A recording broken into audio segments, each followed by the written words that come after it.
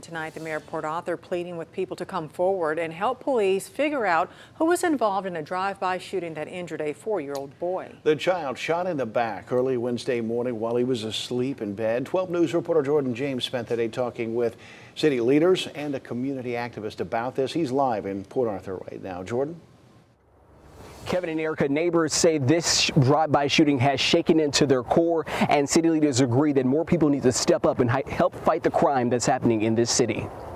This is something that jolts everybody in this city when a child's shot. Dozens of evidence markers and shell casings filled the El Vista neighborhood Wednesday, the second drive-by shooting this week in Port Arthur. Stop the violence. Stop the violence now. It's a better way. Community activist Hilton Kelly hopes this latest shooting will wake up the community. This should not become the new norm where you pick up a newspaper and read about a 4-year-old being shot in his back or her back in their home. A 4-year-old boy was shot while sleeping Wednesday in the 5600 block of Grant Avenue. While he survived the shooting, it has struck a nerve in the community. That could have been my child. That could have been your child. Could have been my grandbaby. And we have to stop this kind of activity in this community. We have got to change society, not just in Port Arthur, in the entire world. Port Arthur Mayor Thurman Bartie spent the day meeting with the victim's family. He's calling on the folks in the community to speak up about the recent violence. Citizens have to be vigilant.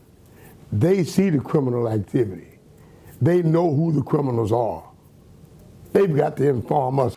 Not only is Bartie calling on the community to speak up, but he also wants the suspect to turn themselves in. You were man enough to do it, so be man enough to man up to it and say, I did it, man, and I'm ready to take whatever's coming to me. Kelly just wants to see the day where he doesn't have to read about another shooting in Port Arthur. Please put down the guns. Learn to communicate. Let's talk to one another. There's no need for you to put your life in jeopardy of going to jail. This is an ongoing investigation. They're continuing to follow leads. And if you know anything, contact police or Southeast Texas Crime Stoppers at 833-TIPS. Again, that number is 833-TIPS. Reporting live in Port Arthur, Jordan James, 12 News.